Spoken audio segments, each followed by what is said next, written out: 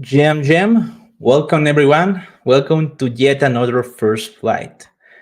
Today we are going to have another interesting project as always, bringing you different topics and different things on the spectrum of computer science and of course smart contract development. This project is going to have an interesting part of the basics of computer science about Merkle trees. So keep with me because we are just getting started.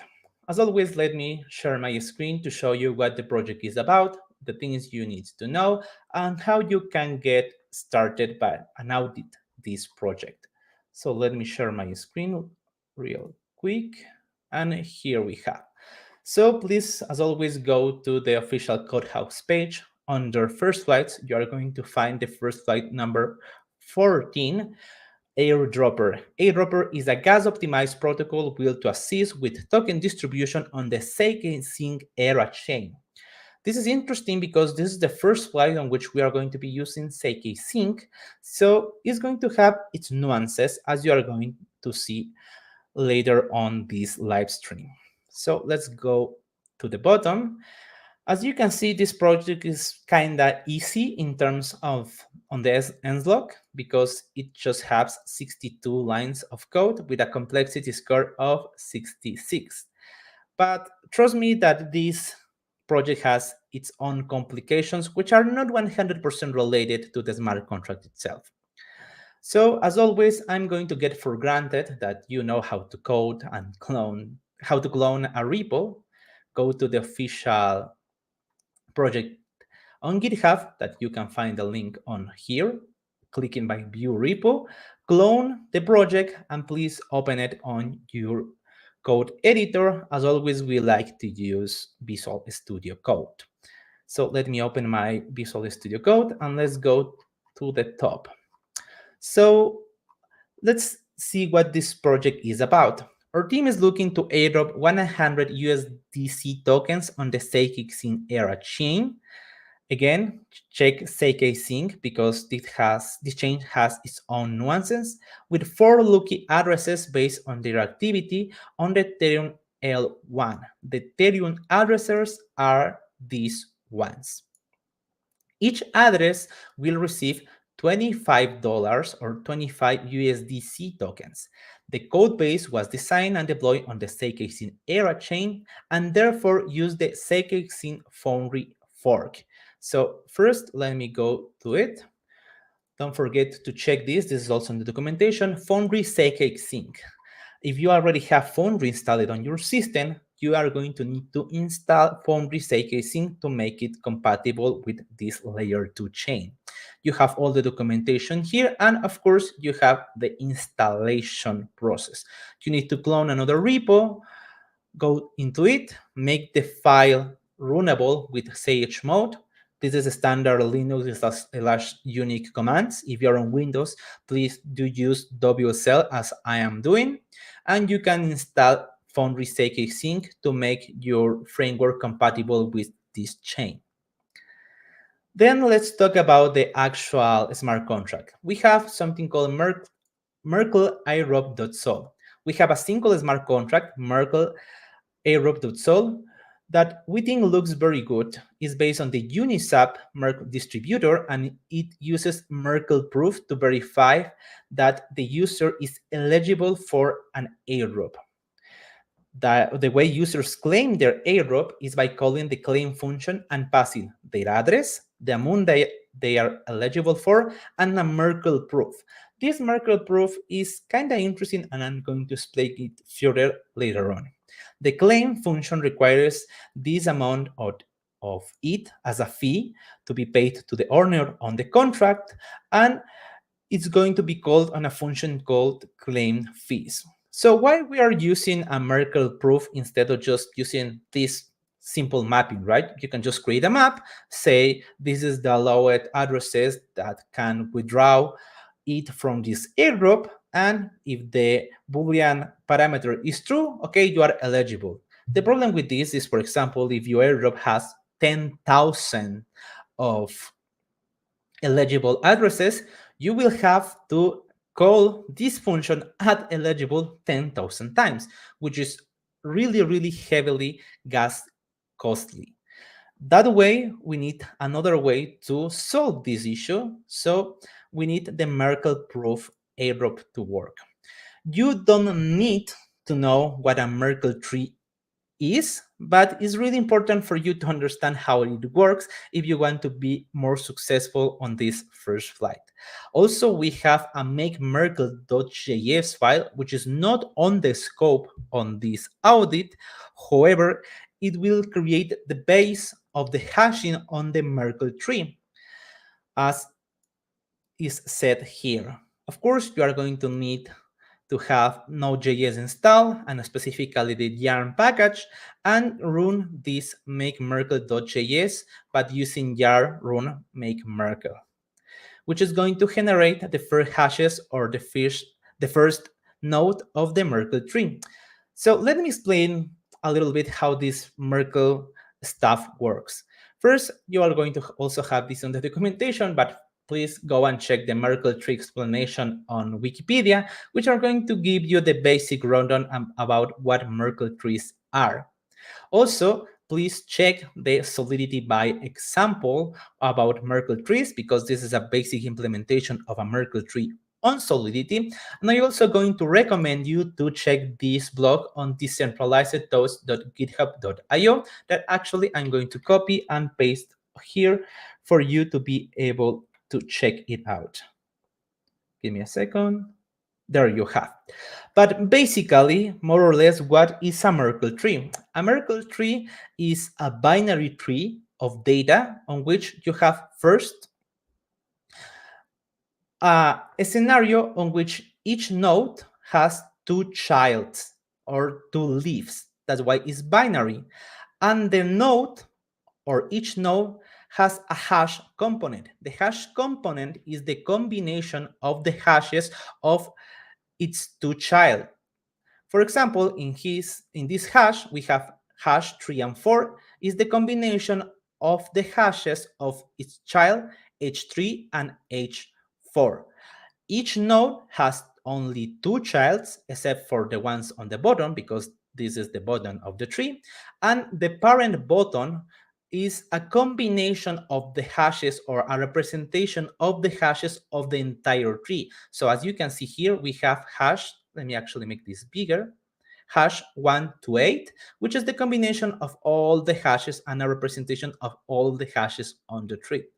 However, as we live on the era of AI, if you don't understand yet what a hash tree is, you can just go to ChatGPT and ask, explain me how the Merkle tree works, hit enter, and ChatGPT is going to give you another explanation about Merkle trees, hashing, and how this works.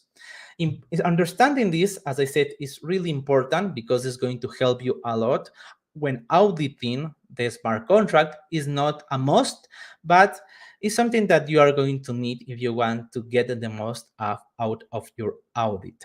Let's check a little bit more about the smart contracts once we have this understood. Let me go back to my code editor, and here on the Merkle airdrop.sol, as you can see, this is a really straightforward smart contract because it just have 64 lines of code, and it's actually really easy to understand. We just have here a constructor, which is going to have the Merkle root. Remember that hashing functionality. This Merkle root is going to be created using this makemerkle.js. So that's why it's important you understand how Merkle trees work. We are going to have a ERC20 airdrop token. This is going to be a standard ERC20 token. We are using an interface, and this is the token, in this case USDC, that users are going to be able to claim. We have the claim function. Again, we need to send the address of the account claiming that. This account must go through that Merkle proof in order to know if is an approved or allowed account, the amount which that account is allowed, and the call data or the Merkle proof. We are going to have also the claim fees. This is the claim fees for the owner of the contract. Each time you claim, you need to pay some fee to the owner. And then we just have three pure and view functions to get information out of the smart contract. Easy, right? The smart contract here is really straightforward. That's why for this specific audit, we want you to focus not that much on this smart contract. We are not saying this doesn't have vulnerabilities, maybe it does, but we also want you to focus on the deploy.s.sol. This deploy script is the actual important part because here we are going to create that Merkle root, again, based on this make merkle.js. And this deploy script is going to be really, really, really important to define the security of this protocol. Another thing that we always do when we start a new first flight or new auditing process is go to our terminal and use the force coverage command, which is going to give you a rundown on how many of the functions on the smart contract have been tested. As you can see here, we don't have that much of the functions tested on the Merkle AirDrop and on the deploy script. Let me actually make this a little bit smaller. So as you can see here, we just have 40% of functions covered on the Merkle AirDrop and 0% of functions on the deploy script. This is also something important that you might be accountable for. Finally, we always recommend you to go to the marketplace and look for the Solidity Metrics extension. This is going to give you a basic rundown on how the code base is structured. So if you go to your project, right click and go to Solidity Metrics, this is going to auto-generate a report for you with all the information of this smart contract, including, again, the ends log, what are the imports, how many view functions you have, how many pure functions, and etc., etc. And if you have some sort of inheritance, for example, Merkle AirDrop is an ownable contract, and also a code graph on which you are going to know which functions are calling what. And as you can see here, even though it's a really simple smart contract, we have a lot of call graphs, a lot of calls for each function. That means that if something is wrong on one of these functions, it might be something wrong on the functions this smart contract is calling from. Again, this smart contract is actually simple to understand, simple Merkle tree airdrop. But for that, I again highly recommend you to go to ChatGPT, to Wikipedia, and also to the link I just post on this live stream to get a better understanding on how Merkle trees work. You are going to have also the mathematical explanation for the Merkle tree. Once you have that, you need to find the vulnerabilities, like, can we cheat on this? Can we make me to be able to get an airdrop when I'm not supposed to get the airdrop? Well, all of that questions and things you must ask yourself when you start the auditing process of this. And this is more or less how this project works.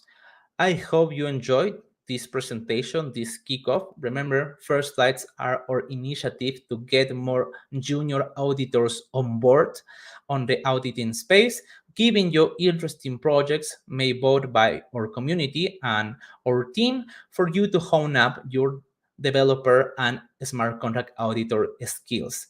In this case, we have something really basic on computer science, Merkle trees, and the ability to have an airdrop out of them.